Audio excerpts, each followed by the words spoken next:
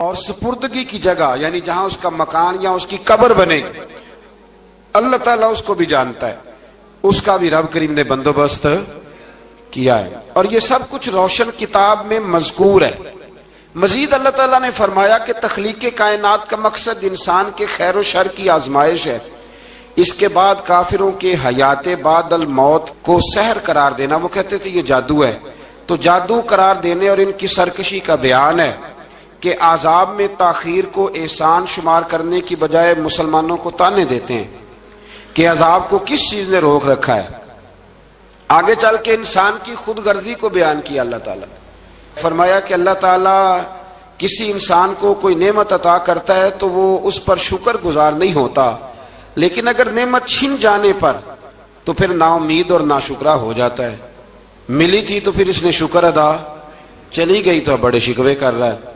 اسی طرح اگر مصیبت کے بعد کوئی نعمت ملے تو انسان اتراتا ہے، شیخی بھکارتا ہے، البتہ جو ہر حال میں صابر شاکر رہے اور عمل صالح کرے تو ان کے لیے بخشش ہے اور بڑا اجر ہے۔ اللہ تعالیٰ نے اپنے نبی پاک صلی اللہ علیہ وسلم کو تسلی کے لیے فرمایا کہ کفار طرح طرح کی فرمائشیں کرتے ہیں، کہتے ہیں کہ آپ پر کوئی خزانہ کیوں نازل نہیں کیا گیا، آپ اور آپ کے صحابہ غربت میں وقت گزارتے ہیں تو معاذ اللہ یہ وہ طعنہ دیتے تھے کہ کوئی خزانہ کیوں نہیں نازل کیا گیا، اور آپ کی تائید کے لیے فرشتہ کیوں نہ اترا، آپ اس پر تنگ دل نہ ہوں، آپ کا کام تو صرف لوگوں کو عذاب الہی سے ڈرانا ہے۔ اس صورت میں بھی قرآن کریم کے کلام الہی ہونے کا انکار کرنے والے کو چیلنج دیا گیا ہے کہ اپنے تمام حمیتیوں کو ملا لو اور قرآن پاک جیسی 10 صورتیں بنا کے دکھاؤ، لیکن بنا سکتے؟ آیت نمبر 15 میں ارشاد فرمایا کہ دنیا اور اس کی زینت کے طلبگاروں کو ان کے اعمال کا اجر اسی دنیا میں مل جائے گا، لیکن آخرت میں پھر ان کا کوئی حصہ نہیں ہوگا، اجر آخرت کے اعتبار سے ان کے اعمال باطل ہو جائیں گے۔ آیت نمبر 17 میں قرآن کی حقانیت کا انکار کرنے والوں کے لیے نار جہنم کی وعید کا ذکر ہے، اور قرآن کے اللہ کی جانب سے حق ہونے اور بغیر کسی شک کے اس پر ایمان لانے کا ذکر ہے۔ اس کے بعد اللہ تعالیٰ پر جھوٹ باندھنے والوں اور اللہ کے رستے سے روکنے والوں کا ذکر کیا گیا کہ قیامت کے دن ان پر گواہ پیش ہوں گے کہ یہ اپنے رب پر جھوٹ باندھتے تھے، اور ان پر اللہ کی لعنت، ان کے لیے دوہرے عذاب اور آخرت میں ان کی یقینی ناکامی کا ذکر ہے۔ یہاں ایک بات آپ سے بھی عرض کروں، ہم بھی کئی دفعہ نا بھولے پن میں کہہ دیتے اللہ نے یہ بھی تو فرمایا نا جی قرآن میں، تو جب تک آپ پڑھ نہیں لیتے یا سن نہیں لیتے تب تک یہ جملہ بولنے کی ضرورت ہے۔ اسی طرح نبی پاک علیہ السلام نے فرمایا جس نے مجھ پر جھوٹ باندھا، جھوٹی حدیث بیان کی، وہ میں نے کہا ہی نہیں تھا پر اس نے جھوٹی حدیث بیان کی، تو حضور فرماتے اس نے حدیث نہیں سنائی بلکہ اپنا جہنم کے اندر مکان بنا لیا ہے۔ تو قرآن و سنت کے معاملے میں جس چیز کا علم نہ ہو، جس کی پوری خبر نہ ہو، آپ اس کے حوالے سے کوئی بات کر سکتے؟ احتیاط کریں، بہت احتیاط کریں۔ آیت نمبر 23 میں بتایا کہ جو ایمان لائے اور جنہوں نے نیک کام کیے اور اپنے رب کے حضور عاجزی کی تو یہ لوگ ہمیشہ جنت میں رہیں گے۔ مزید فرمایا کہ مومن اور کافر کی مثال ایسی ہے جیسے اندھا اور بینا، مومن گویا دیکھنے والا ہے اور کافر گویا اندھا ہے اور بہرا اور سننے کی صلاحیت رکھنے والا۔ آیت نمبر 25 سے 23 تک میں پھر حضرت نوح علیہ السلام اور ان کی قوم کے حالات بیان ہوئے کہ نوح علیہ السلام نے جب اپنی قوم کو توحید کی دعوت دی اور انکار پر عذاب الہی سے ڈرایا تو قوم کے سرداروں نے ان سے کہا، بھلا کیا کہا؟ کہنے لگے آپ تو ہم جیسے بشر ہیں، تو ہماری طرح ہی ہیں آپ، اور آپ کے پیروکار پسماندہ یعنی غریب لوگ ہیں اور کم عقل لوگ ہیں، ہماری رائے میں آپ کو معاذ اللہ ہم پر کوئی فضیلت حاصل نہیں، بلکہ معاذ اللہ ثم معاذ اللہ۔ کہنے لگے آپ تو جھوٹے ہیں، اللہ کے نبی کو کہہ رہے ہیں معاذ اللہ، استغفر اللہ۔ نوح علیہ السلام نے جواب دیا کہ میں اپنے رب کی جانب سے واضح دلیل رکھتا ہوں اور اس نے مجھے رحمت سے نوازا ہے، لیکن تم میرے مقام کو سمجھنے کی صلاحیت نہیں رکھتے، تم اتنی صلاحیت رکھتے نہیں ہو اور پھر ارشاد فرمایا کہ میں تم سے دعوت حق کے صلے میں کسی اجر کا طلبگار نہیں ہوں، اور نہ ہی میں اہل ایمان کو اپنے پاس سے دھتکارنے والا ہوں، اور میں نے یہ دعویٰ بھی نہیں کیا کہ میرے پاس اللہ کے خزانے ہیں، اور نہ میں از خود غیب جاننے والا ہوں، اور نہ ہی میں یہ کہتا ہوں کہ میں فرشتہ ہوں، نہ میں یہ کہتا ہوں کہ جن لوگوں کو تم اپنی نظروں میں حقیر جانتے ہو اللہ انہیں خیر سے نہیں نوازے گا۔ فرمایا یہ ٹھیک ہے کہ اللہ بشروں میں سے رسول بناتا ہے، پر جسے بناتا ہے پھر اسے بڑی شانیں عطا فرماتا ہے۔ پہلے دن سے انسان کا یہ مسئلہ ہے، پہلے دن سے انسان کا یہ مسئلہ ہے کہ وہ کہتا ہے میں انسان سے ہدایت حاصل کروں، لیکن رب نے بھی قانون بنایا ہے کہ اللہ تبارک و تعالیٰ بندے پر ہی وحی فرماتا ہے۔ فرشتوں اور جنوں کو اللہ نے اس منصب کے لیے منتخب نہیں فرمایا۔ قوم نوح نے کہا کہ آپ نے ہم سے بہت بحث کی معاذ اللہ، پس جس عذاب سے آپ ہمیں ڈرا رہے ہیں وہ لے آئیے۔ تو نوح علیہ السلام نے کہا کہ اللہ چاہے گا تو تم پر عذاب بھی آ جائے گا۔ آیت نمبر 37 سے 47 میں بتایا کہ اللہ تعالیٰ کی طرف سے نوح علیہ السلام کو حکم ہوا کہ ہماری نگرانی میں اور ہماری وحی کے مطابق آپ کشتی بنائیے، اور ظالموں کے بارے میں ہم سے کوئی بات نہ کریں۔ حضرت نوح کی خواہش تھی کہ یا اللہ انہیں بھی معاف کر دے، فرمایا یہ ظالم ہے تو میرے نبی ان کے بارے میں مجھ سے کوئی بات نہ کریں، وہ ضرور غرق ہو جائیں گے۔ پھر وہ کشتی بنانے لگے، اور جب ان کی قوم کے سردار ان کے پاس سے گزرتے تو ان کا مذاق اڑاتے۔ یہ آپ کیا کر رہے ہیں؟ آج بھی وزیر مشیر بڑے بڑے لوگ اللہ ماشاءاللہ دینداروں کا مذاق اڑاتے نہیں؟ اڑاتے ہیں کہ نہیں اڑاتے مذاق؟ یہ کن کا طریقہ ہے؟ یہ تو قرآن مجید کہہ رہا ہے کہ حضرت نوح کی قوم جو کافر تھی ان کا طریقہ ہے اہل ایمان کا مذاق اڑانا۔ تو وہ مذاق اڑانے لگے۔ نوح علیہ السلام نے کہا کہ وہ وقت آنے والا ہے کہ جب تمہارا مذاق اڑایا جائے گا، اور تمہیں پتہ چل جائے گا کہ رسوا کن عذاب کس پر آئے گا۔ اللہ تعالیٰ نے فرمایا جب ہمارا حکم عذاب آ پہنچا اور تندور ابلنے لگا، تندور سے آگ نکلا کرتی ہے، پانی نہیں نکلا کرتا، اور نوح علیہ السلام کی قوم پر جب عذاب آیا تو پانی تندور سے نکلا، تندور سے اللہ نے پانی نکالا، جہاں سے پانی نکلا نہیں کرتا، تندور ابلنے لگا۔ اللہ اکبر۔ تو اللہ تبارک و تعالیٰ نے فرمایا تو ہم نے نوح علیہ السلام سے کہا کہ آپ خود اور اپنے گھر والوں کے ساتھ اس کشتی میں سوار ہو جائیں، اور اہل ایمان کو بھی سوار کر لیں، اور ہر چیز کے جوڑے یعنی نر اور مادہ کو سوار کر لیں۔ اور ان کے ساتھ ایمان والے بہت کام تھے۔ حضرت نوح علیہ السلام دعائیں پڑھتے ہوئے سوار ہو گئے۔ پھر کیا ہوا؟ کشتی انہیں پہاڑوں جیسی موجوں میں لے جا رہی تھی کہ نوح علیہ السلام الگ کھڑے ہوئے اپنے بیٹے سے فرمانے لگے اے بیٹے ہمارے ساتھ کشتی میں سوار ہو جا اور کافروں کے ساتھ نہ رہو۔ اس نے یعنی نوح علیہ السلام کے بیٹے نے کہا کہ میں آپ کے ساتھ نہیں بیٹھوں گا، ابھی کوئی پہاڑ آئے گا تو میں پہاڑ کی پناہ لے لوں گا۔ اگر کسی نیک آدمی کا بیٹا کبھی غلط نکل آئے تو اس کا مطلب یہ نہیں کہ اس نے تربیت ٹھیک نہیں کی، ہاں یہ اعتراض چھوڑ دیں، اس لیے کہ نوح علیہ السلام کا بیٹا کافر ہو گیا، اور جب سیلاب نظر آیا تو اس سے کہا کہ آجا سوار ہو جا، تو کہنے لگا میں نہیں بیٹھوں گا، میں تو کسی پہاڑ کی پناہ لے لوں گا اور میں اس کے اندر چھپ جاؤں گا اور وہ پہاڑ مجھے پانی سے بچا لے گا۔ نوح علیہ السلام نے کہا آج اللہ کے حکم کے سوا کوئی بچانے والا نہیں ہے سوائے اس کے جس پر اللہ رحم فرمائے۔ پھر ان دونوں کے درمیان موج حائل ہو گئی، ایسے ایک موج اٹھی اور حضرت نوح کا بیٹا ڈوب گیا۔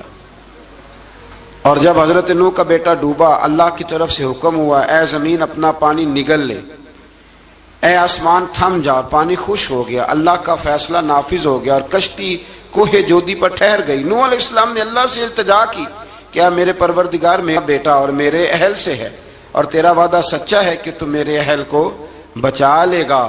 اللہ نے فرمایا نوح وہ آپ کے اہل میں سے ہے ہی نہیں، وہ آپ کے اہل میں سے ہے ہی نہیں۔ اہل میں سے وہ ہوگا جو آپ کے طریقے پہ چلے گا، جو طریقے پہ نہ چلے وہ نسل میں سے ہے ہی نہیں، وہ ختم ہو گئی بات۔ اللہ اکبر۔ اس کے اعمال ٹھیک نہیں، جس بات کی حقیقت کا آپ کو معلوم نہ ہو اس کے بارے میں سوال نہ کریں۔ تو نوح علیہ السلام نے اللہ تعالیٰ سے اپنی اس اجتہادی خطا پر مغفرت اور رحم کی دعا کی۔ پھر طوفان نوح تھم جانے کے بعد وہ سلامتی کے ساتھ اتر گئے۔ اجتہادی خطا میں نے ایک لفظ بولا ہے، یہ اجتہادی خطا کا مطلب یہ ہے کہ بعض اوقات انبیاء سے ایسی باتیں سرزد ہو جاتی ہیں کہ جو تعلیم امت کے لیے ضروری ہوتی ہیں، تاکہ لوگوں کو پتہ چل جائے کہ اللہ کی بارگاہ میں توبہ کیسے کرنی۔ اگر وہ لوگ توبہ نہ کرتے تو ہمیں توبہ کے طریقے سمجھ میں، یعنی ان سے اجتہادی خطا ہو گئی، کہنے میں کرنے میں کوئی ایسی بات ہو گئی جو بظاہر اللہ تعالیٰ کی رضا والی، تو فوراً معافی مانگ لیتے تھے۔ لیکن اب امتی اٹھ کے کہے کہ نبی گناہ گار ہے معاذ اللہ۔ حضرت آدم نے دعا مانگی تھی نا، ربنا ظلمنا انفسنا، اے اللہ ہم نے اپنی جانوں پر ظلم کیا، انہوں نے کہا تھا۔ تو اگر کوئی بندہ حضرت آدم کو ظالم کہے گا تو کافر ہو جائے گا، تو اگر وہ کہے کہ وہ تو خود کہہ رہے ہیں، ایک بندہ اڑ جاتا ہے، کہتے ہیں تو خود کہہ رہے ربنا ظلمنا، تو خدا کے بندے وہ اللہ کے نبی ہیں، وہ رب سے کہہ رہے ہیں، وہ عاجزی کے طور پر کہہ رہے ہیں۔ کچھ لوگ اڑ جاتے کہتے ہیں خود حضور نے کہا ہے جی انا بشر مثلکم، میں تمہاری طرح کا بشر ہوں، خود نبی پاک نے کہا ہے۔ عجیب بیوقوف بندے ہو، نبی کریم تو کہہ سکتے ہیں پر امتی اٹھ کے نہیں کہہ سکتا۔ اس نے تو کہنا ہے وہ حبیب اللہ ہے، اس نے تو کہنا ہے وہ قیامت میں شفاعت کرنے والے ہیں، امتی نے تو کہنا ہے وہ سارے نبیوں کے سردار ہیں، وہ امام الانبیاء ہیں۔ امتی وہ لفظ ادا کرے گا جو اس کے بنتے ہیں۔ اب کوئی بندہ اٹھ کے کہہ دے دیکھے نا، ایک بہت بڑا عالم تقریر کرتے ہوئے کہے جی میں تو ان پڑھ آدمی ہوں، تو اس کا شاگرد کہے کہ استاد جی قسم اٹھائے ہاں آپ نے تقریر میں کہا نہیں میں ان پڑھ ہوں، آپ تو ان پڑھ ہے، تو یہ بات ادب ہے کہ بے ادبی ہے؟ چلیں اس سے آگے چلتے ہیں، یہ بھی ذرا مشکل سے سمجھ میں آئے گی، ایک اور بات جو جلدی سمجھ میں آ جائے گی۔ ایم این اے جب اعلان کرتا ہے، تقریر کرتا ہے، الیکشن لڑتا ہے، تو کہتا نہیں میں قوم کا خادم ہوں، کہتے ہیں نا کہ میں قوم کا خادم سے آپ کیا کچھ کراتے ہو؟ سارے کام کراتے ہیں نا۔ خادم کو بندہ یہ بھی کہہ لیتا ہے کہ جھاڑو دے دے گلی میں، کہتے ہو کہ نہیں کہتے؟ تو اس نے بھی تو سپیکر میں کہا میں خادم ہوں، کہو اس سے کہ جھاڑو دے گلی میں آ کے، پھر پتہ کیا حال ہوگا؟ جھاڑو تو نہیں آئے گا اور ہو سکتا ہے کچھ ہے آ جائے۔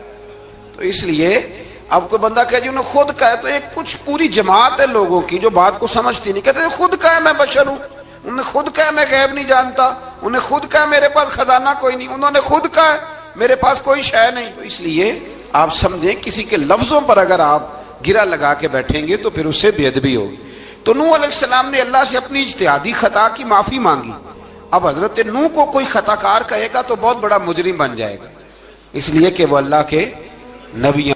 آیت نمبر 50 میں قوم عاد کا ذکر ہے، اور ان کی طرف دعوت توحید دینے کے لیے اللہ تعالیٰ نے حضرت ہود علیہ السلام کو بھیجا۔ ہود علیہ السلام نے قوم سے کہا کہ میں تم سے کسی چیز کا اجر طلب نہیں کروں گا، میرا اجر میرے اللہ کی بارگاہ میں ہے، پاس تم اپنے رب سے بخشش مانگو، پھر اس کی بارگاہ میں توبہ کرو، اللہ تعالیٰ تم پر موسلا دار بارش برسائے گا اور تمہاری قوت میں اضافہ فرمائے گا۔ قوم عاد نے دعوت حق کو رد کیا اور ایمان نہ لائے، بلکہ ہود علیہ السلام پر طنز کیا۔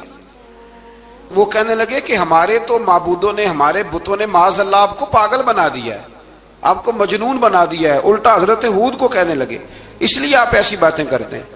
ہود علیہ السلام نے کہا میں اللہ کو گواہ بناتا ہوں اور تم بھی گواہ رہنا کہ میں تمہارے شرک سے بری ہوں، اور میں اللہ پر توکل کرتا ہوں، اور میں نے رسالت کا حق ادا کر دیا ہے۔ آیت نمبر 58 میں اللہ تعالیٰ نے فرمایا جب ہمارے عذاب کا وقت آ گیا تو ہم نے اپنی رحمت سے ہود اور ان کے ساتھ مومنوں کو نجات عطا کی۔ قوم عاد نے اللہ کی نشانیاں اور رسولوں کو جھٹلایا اور دنیا اور آخرت میں لعنت کے حقدار ہوئے۔ آیت نمبر 61 میں پھر سے حضرت صالح علیہ السلام اور ان کی قوم سمود کے حالات کو بیان کیا گیا۔ حضرت صالح نے کہا ہے میری قوم اللہ وحدہ لا شریک کی عبادت کرو، اس سے بخشش طلب کرو، اس کی بارگاہ میں توبہ کرو، اس نے تمہیں زمین سے پیدا کیا ہے، اس پر آباد کیا ہے۔ جواب دیا ہے صالح ہمارے آباء و اجداد کے معبودوں کی عبادت کو روکنے سے پہلے ہمیں آپ سے بڑی امیدیں تھیں، اور اب آپ ہمیں روکنے لگ گئے ہیں باپ دادا کے دین سے، لیکن اب ہمیں آپ کی دعوت کے بارے میں شکوک ہیں۔ صالح علیہ السلام نے اپنی قوم سے کہا کہ یہ اللہ کی اونٹنی ہے اور یہ تمہارے لیے نشانی ہے، اسے چرنے کے لیے آزاد چھوڑ دو اور اسے تکلیف نہ دینا، اللہ اکبر، ورنہ تمہیں عذاب پہنچے گا۔ انہوں نے اونٹنی کی کونچیں کاٹ ڈالی۔ صالح علیہ السلام نے کہا تم صرف 3 دن اپنے گھروں میں مزے اٹھا لو، 3 दिन, फिर अल्लाह का यकीनी अजाब आएगा। फिर एक चिंगाड़ ने उनको आ दबोचा, वो अपने घरों में घुटनों के बल ऊंधे पड़े रह गए। सिर्फ सालेह अलैहिस्सलाम उनके साथ अहले ईमान इस आजाब से बचे। ये 3 कौमों का जिक्र हो गया, नूह अलैहिस्सलाम की कौम का भी, हूद अलैहिस्सलाम की कौम का भी, और हजरत सालेह। आगे अल्लाह तबारक व तआला ने आयत नंबर 69 में इस बात का बयान फरमाया कि हजरत इब्राहीम अलैहिस्सलाम के पास फरिश्ते बशरी शक्ल में आए, इंसानी शक्ल में। उन्होंने अजनबी मेहमानों के लिए बछड़े का भुना हुआ गोश्त तैयार कराया। आप यकीन करें, कुछ बातें लोग ऐसी बयान करते हैं कि जिनको ना सुन के बंदे का दिल करता है कि इस बंदे को बताएं कि यार यहाँ तो दीन सारा पढ़। एक साहब मुझे कहने लगे, जी मैं एक पीर साहब के पास गया था तो बड़ी मुरगन गिजाएं थी, उन्होंने मेरी बड़ी खिदमत की पर मुझे नहीं अच्छा लगा, पीरों को चाहिए सादी रोटी रखें। मैं कह तू पीरा वास्ते लिस्ट बना खा, उन्होंने किस तरह का होना चाहिए। ये बहुत बड़ी मुसीबत है। अगर आप सादा खाना खिला दें तब भी एतराज है, अच्छा खिला दें कहते रौला है, कोई पीर चोखे मालदार, दोनों तरफ से मसला। तो कहने लगा जी नहीं, पीरों का क्या काम है, वो कड़ाइयाँ और वो सारे। तो फिर मैंने उन्हें कहा कि आप इस तरह करें, घर जाके ना तो 12वें सिपारे की तिलावत करें। हजरत इब्राहीम ने अपने मेहमानों के लिए भुना हुआ खाना तैयार फरमाया था। तो आप क्या कहेंगे कि हजरत इब्राहीम दरवेश नहीं थे? तो अजीब बात है भाई, आप हर बात में अड़ जाते हैं। दीन हमने वो लेना है जो अल्लाह का कुरान हमें देता है और रसूलुल्लाह की हदीस हमें देती है। जब उन्होंने देखा कि मेहमान खाने की तरफ हाथ नहीं बढ़ा रहे तो उनको डर महसूस हुआ हजरत इब्राहीम को। फरिश्तों ने कहा कि हमें कौम लूत अलैहिस्सलाम के आजाब के लिए भेजा गया है। हजरत इब्राहीम की बीवी खड़ी थी, इस पर वो मुस्कुराई तो फरिश्तों ने अल्लाह की तरफ से इन्हें हजरत इसहाक अलैहिस्सलाम और उसके बाद हजरत याकूब अलैहिस्सलाम की बिशारत अता। इसहाक अलैहिस्सलाम हजरत इब्राहीम के बेटे हैं और याकूब अलैहिस्सलाम पोते हैं, और याकूब अलैहिस्सलाम के बेटे यूसुफ अलैहिस्सलाम। हाँ, अल्लाह अगर चाहे तो 7 नस्लों में नबुव्वत रख देता है अगर उसकी मंशा हो। तो हजरत याकूब की बिशारत दी। उन्होंने हैरत से कहा कि हम दोनों मियाँ बीवी तो बूढ़े हैं, इस उम्र में औलाद कैसे होगी? तो फरिश्तों ने जवाब दिया, ए इब्राहीम के घर वालों, तुम पर अल्लाह की रहमतें और बरकतें हों। अल्लाह की कुदरत पर तुम्हें क्यों ताज्जुब है? अल्लाह फरमाता है कि बेटे की बिशारत सुनकर इब्राहीम का खौफ दूर हो गया और फिर वो कौम लूत के बारे में गुफ्तगू करने लगे। इब्राहीम बहुत बुर्दबार, अल्लाह से आहोजारी करने वाले और उसकी तरफ रुजू करने वाले थे। अल्लाह ताला ने हजरत इब्राहीम अलैहिस्सलाम को फरमाया, ए इब्राहीम, इस गुजारिश से आप गुरेजा रहें, इसका यकीनी फैसला हो चुका है और इन पर ना टलने वाला अजाब नाजिल हो के रहेगा। वो क्या गुनाह करते थे? लूत अलैहिस्सलाम की कौम में मैंने बताया था, मर्द मर्दों से बदफेली करते। तो हजरत इब्राहीम ने भी अर्ज की, बार बार गुजारिश की, बहस की कि अल्लाह मेहरबानी फरमा उनका अजाब। आप देखें नबियों के हौसले कितने बड़े हैं। कौमें तंग करती हैं और तरह तरह की बातें करती हैं और पैगंबर फिर भी कहते हैं या अल्लाह मेहरबानी फरमा, ऐ अल्लाह इनसे अजाब।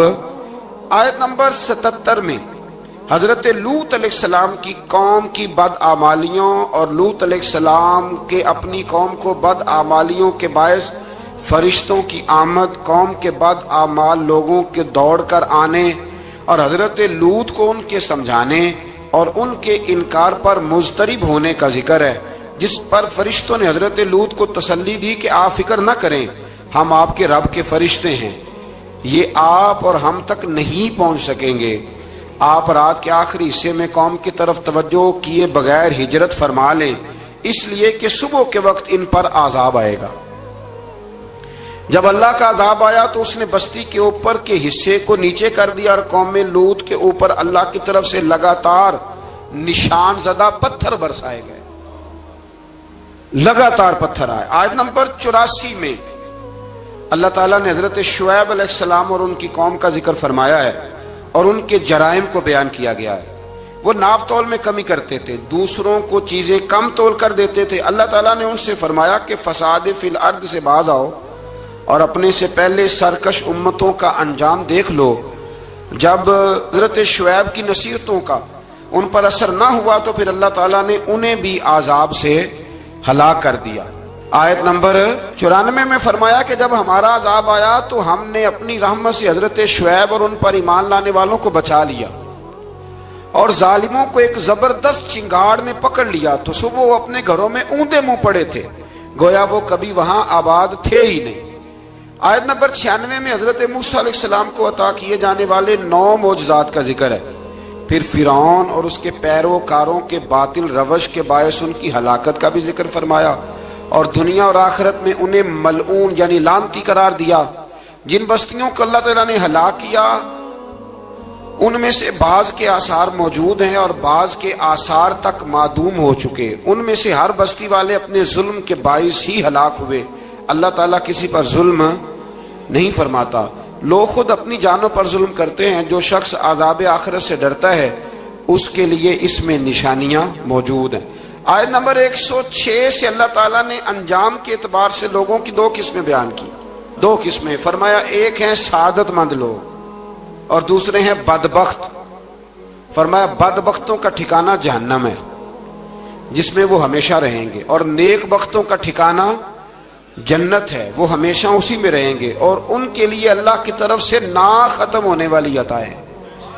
آیت نمبر 110 میں حضور صلی اللہ علیہ وسلم کو تسلی دی گئی کہ جس طرح یہ لوگ قرآن کے بارے میں اختلاف کرتے ہیں، اسی طرح قوم موسیٰ نے تورات کے بارے میں بھی اختلاف کیا تھا، اور اللہ نے ان کے اعمال کا پورا بدلہ انہیں دیا۔ آیت نمبر 112 سے سرکشی کو چھوڑ کر احکامات دین پر استقامت اختیار کرنے اور ظالموں کے ساتھ میل جول رکھنے سے بچنے کا حکم دیا گیا ہے، اور فرمایا کہ ظالموں سے میل جول کا انجام دوزخ کی آگ ہے۔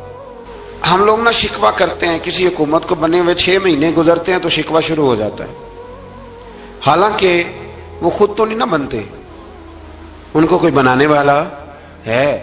تو ظالم کا جو مددگار ہوتا ہے وہ بھی ظالم ہوتا ہے، اس لیے احتیاط کریں۔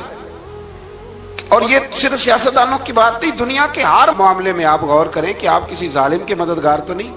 اللہ تعالی ہمیں حق پر استقامت عطا فرمائے۔ آیت نمبر 114 میں دن کے دونوں طرفوں میں اور ابتدائی رات کے کچھ حصے میں اللہ تعالیٰ نے نماز قائم کرنے کا حکم دیا ہے، رات کے کچھ حصے میں بھی نماز پڑھنی چاہیے، اور یہ بھی بتایا کہ بے شک نیکیاں گناہوں کو مٹا دیتی ہیں، اور یہ نصیحت قبول کرنے والوں کے لیے نصیحت ہے۔ آیت نمبر 120 میں اللہ تعالیٰ نے فرمایا کہ ہم آپ صلی اللہ علیہ وسلم کو رسولوں کی تمام خبریں آپ کے دل کی تسکین اور تقویت کے لیے بیان کرتے ہیں، اور ان میں مومنوں کے لیے نصیحت اور عبرت ہے کہ ان ساری باتوں سے عبرت پکڑ لو۔ بچہ صرف وہی جو اللہ کے نبیوں کے طریقے پہ چلا اور نبیوں کے ساتھ رہا، باقی بچ سکے نہیں۔ اللہ تعالیٰ کی طرف سے توحید و رسالت اور وقوع قیامت کے دلائل بھی ہیں۔ آیت نمبر 123 میں فرمایا کہ آسمانوں اور زمینوں میں سب غیب اللہ ہی کے ساتھ مختص ہیں، اور ہر کام اسی کی طرف لوٹایا جاتا ہے۔ آپ اسی کی عبادت کیجئے، اسی پر توکل کیجئے، اور آپ کا رب لوگوں کے اعمال سے غافل نہیں ہے۔ اسی بارے میں نا آگے سورۃ یوسف شروع ہو رہی ہے، اس کو اللہ تعالیٰ نے کہا ہے کہ یہ بڑا پیارا قصہ ہے، احسن القصص کا، قصوں میں سونا قصہ۔ تو یہ کچھ 12ویں پارے میں اور کچھ 13ویں پارے میں ہے۔ میں نے یہ ارادہ کیا ہے کہ یہ ایک ہی دن پوری بیان کی جائے۔ ایک بزرگ کی بات لکھی جو تابعی ہیں، وہ فرماتے ہیں کہ ان بزرگوں کا طریقہ یہ تھا کہ وہ لوگوں سے چھپ کے نا پہاڑ کے پیچھے عبادت کرتے تھے، اور پوزیشن ان کی یہ تھی کہ کسی سے ملتے نہیں تھے، بالخصوص فجر کی نماز سے لے کر عصر کی نماز تک بکریاں رکھی ہوئی تھیں، ان کو چراتے رہتے تھے فرات کے کنارے اور نفل پڑھتے رہتے تھے۔ اس وقت کو ملنے بھی نہیں آتا تھا۔ ایک شخص بڑی دور سے ان کی شہرت سن کے آیا، میں نے تو ملنا ہے۔ لوگوں نے کہا وہ اس وقت نہیں ملتے، ناراض ہوتے۔ اس نے کہا اللہ کا بندہ ہے نا، ناراض ہو بھی جائے گا تو لمبا ناراض رہے گا نہیں، اللہ والے جلدی راضی ہو جاتے ہیں۔ پہنچ گئے۔ اب وہ بابا جی نماز پڑھ رہے تھے تو کہتے میں نے عجیب منظر دیکھا کہ بابا جی فرات کے کنارے نماز پڑھ رہے ہیں اور ایک بھیڑیا ان کی بکریوں کی حفاظت کر رہا ہے۔ سبحان اللہ۔ کہتے میں حیران رہ گیا کہ بھیڑیا تو بکریاں کھایا کرتا ہے اور یہاں چرا رہا ہے۔ کہتے میں جب گیا تو بابا جی نوافل میں مشغول تھے، مجھے دیکھ کے کہنے لگے اس وقت کیوں آئے؟ میں نے کہا حضور اگر آئے گیا ہوں تو پھر مہربانی کرے قبول فرما لیں۔ میں بیٹھ گیا تو میں نے کہا حضور یہ بھیڑیا بکریاں چلا رہا ہے, بھیڑیا اور بکریے کی صلح کب سے ہو گئی؟ تو فرماتے ہیں لمبی تقریر نہیں, ہلکا سا جملہ. فرمانے لگے جب سے بکریوں کے مالک نے رب سے صلح کر لی ہے نا, تب سے بھیڑیوں نے بھی بکریوں سے صلح کر لی ہے. بکریوں کے مالک نے رب سے صلح کر لی, گناہ چھوڑ دیے, اس کی فرما برداری میں آ گئے. اب پھر اسے بکریاں چلانے کی ضرورت نہیں رہی. بکریاں نہ اب بھیڑیا چراتا ہے. کہتے ہیں میرے اوپر کپ کپی طاری ہو گئی بزرگوں کی بات سن کے, اور مجھے پیاس لگی اور خواہش آئی کہ پتہ نہیں اب بابا جی کچھ کھلائیں پلائیں گے بھی کہ نہیں, بابا جی کچھ کھلائیں گے بھی کہ نہیں. کہتے ہیں میرے دل میں خیال تھا تو بزرگوں نے نا ایک لکڑی کا پیالہ, ان کے پاس وہ غار میں بیٹھے تھے تو ایک چھوٹا سا پتھر تھا, اس کی ڈھلان بنی ہوئی. بابا جی نے اس کے نیچے لکڑی کا پیالہ رکھا, وہ رکھا ہی تھا تو وہ دودھ سے بھر گیا. کہتے ہیں انہوں نے مجھے دیا تو ٹھنڈا اور میٹھا دودھ, میری طبیعت خوش ہو گئی. بابا جی نے دوبارہ وہی پیالہ اسی جگہ رکھا تو شہد سے بھر گیا.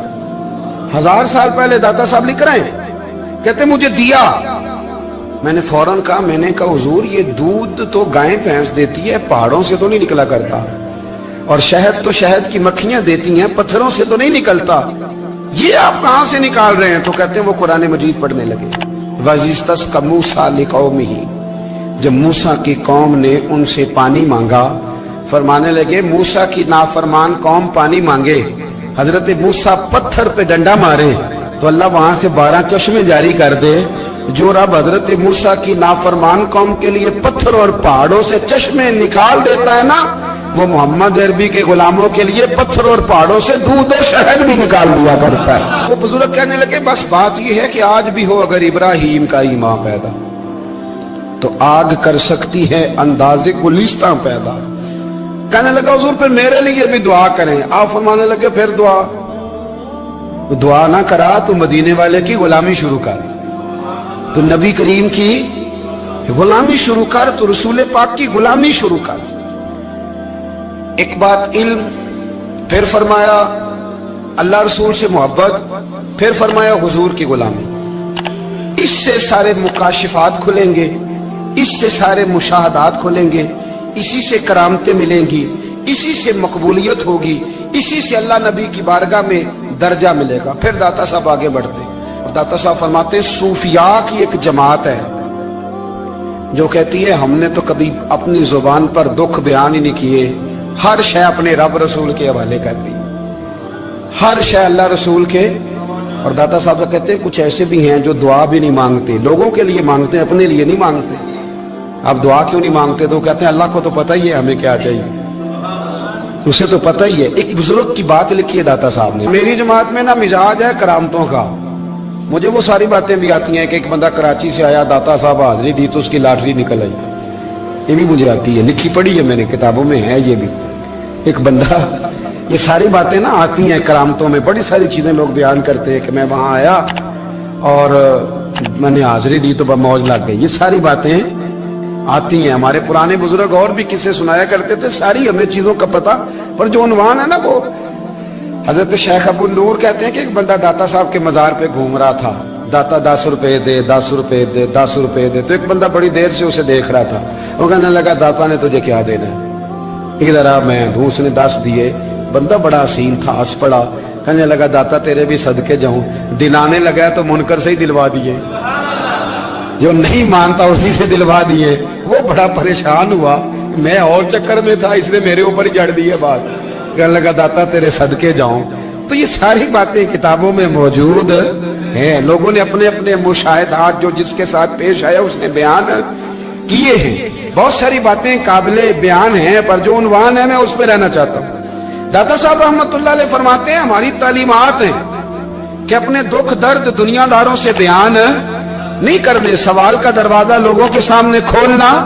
اللہ والوں سے کہیں گے کبھی کہنا ہوگا تو دنیا داروں سے کہنا. کہتے ہیں ایک شیخ احمد نام کے بزرگ تھے, ساری زندگی کسی کو کام نہیں بتایا, ساری زندگی بڑی مشکلات آئیں, پر کبھی اپنی ذات پر سوال کا دروازہ نہیں کھولا. ایک ایسی مشکل آئی کہ جو حل ہی نہیں ہوتی تھی, کسی نے ان پر کوئی الزام لگا دیا. ابو مسلم نام کا ایک بادشاہ تھا, اس کی حکومت تھی, اس نے پکڑ کے قید میں ڈال دیا. اب قید میں ہیں, जुर्म लग गया है, फर्द जुर्म आयद हो गई है, जेल में है। लोग कहने लगे हजरत जी अपनी सफाई में कुछ कहें, और मानने लगे सारी जिंदगी बंदों से कुछ नहीं कहा। अल्लाह रसूल को पता है मैं बेगुनाह हूं, मुझे कहने की जरूरत नहीं। दाता गानी बख्श अली हजवेरी ने लिखा है, दाता साहब कहते हैं तू यकीन कामिल तो पैदा कर, तू ईमान तो पुख्ता कर। दाता साहब कहते हैं वो अबू मुस्लिम जो बादशाह था वो नेक आदमी था, उसे रात को ख्वाब में नबी करीम की जियारत नसीब हुई, और हुजूर सैयद आलम सल्लल्लाहु अलैहि वसल्लम फरमाने लगे तूने अल्लाह का एक नेक बंदा जेल में डाल दिया। डर नहीं आता, वो तो बेगुनाह है। बादशाह आधी रात को खुद उठा। दादा साहब फरमाते हैं किसी गार्ड को नहीं भेजा, पुलिस वाले को नहीं भेजा, जेलर से नहीं, खुद गया, जाके जेल का दरवाजा खोला, दरवाजा खोल के उस दरवेश को आजाद किया। कहने लगा बाबा जाओ, मुझे पता चल गया बेगुनाह है। बाबा जी सलाम करके जाने लगे तो बादशाह फिर आगे आया, हाथ बांधे, हाथ चूमे, कहने लगा हुजूर आप बड़े नेक हैं, मेरे लिए कोई हुक्म हो तो बताइएगा, मेरे लायक को खिदमत हो तो बताइएगा। तो शेख अहमद फरमाने लगे तुझे अभी भी समझ नहीं आई, तुझे अभी भी नहीं समझ आई। कहने लगा हुजूर क्या? फरमाने लगे जो तहज्जुद के वक्त तुझे उठा के मुझे रिहा करने भेज सकते हैं वो मेरी कोई जरूरत बाकी रहने देंगे? मुझे कोई जरूरत पड़ेगी किसी और को कहने की? जो तहज्जुद के वक्त तुझे उठा के भेजते हैं कि जा खोल जाके दरवाजा, वो जरूरत रखेंगे मेरी? जरूरत मुझे रहेगी कि मैं तुझे और कोई काम, अभी में तुझे समझ नहीं आई? तो दाता अली हजवेरी रहमतुल्लाह अलैह फरमाते हैं असल में हमारी तबीयत है, हमने बंदों से दिल लगा लिया है। दिल अल्लाह रसूल से लगाओ, किसी बंदे से लगाना तो उससे लगाओ जो अल्लाह वाला हो।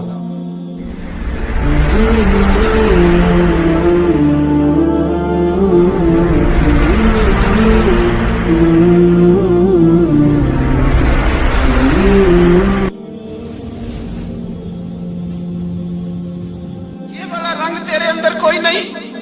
अबू सुफियान आए उन दिनों जिन दिनों हालात बड़े कठिन थे, इख्तलाफ शिद्दत का था। अबू सुफियान आए हुजूर की बारगाह में। आए किस लिए? मक्के में कहत पड़ गया है, बारिश नहीं होती। उधर उस समामा बिन असाल यमामा कबीले के सरबराह कलमा पढ़ के मुसलमान हो गए। सारी गंदम उस कबीले से आती थी। समामा कहने लगा तुम मेरे मुस्तफा को नहीं मानते, कोई गंदम नहीं, भाग जाओ। एक बारिश कोई नहीं, दूसरी गंदम कोई नहीं। अबू सुफियान तड़प के दरे रसूल पे हाजिर हुए। अभी थोड़े दिन गुजरे हैं, ओहद में हुजूर के दांत शहीद किए। अभी थोड़े दिन गुजरे हुजूर को सताया है। अभी थोड़े दिन गुजरे हजरत अमीर हमजा का कलेजा निकाल के चबाया है। अभी थोड़े दिन गुजरे हजरत अनस बिन नजर की गर्दन काटी। अभी थोड़े दिन गुजरे अब्दुल्ला बिन जहाज के टुकड़े किए। अभी थोड़े दिन गुजरे हुजूर को सताया है, तड़पाया है। पर हजरत अली शेर खुदा फरमाते मैं मानने वाला उस रसूल का हूं, इसके दांत शहीद हो गए। ओहद के अंदर सारी दाढ़ी लहू से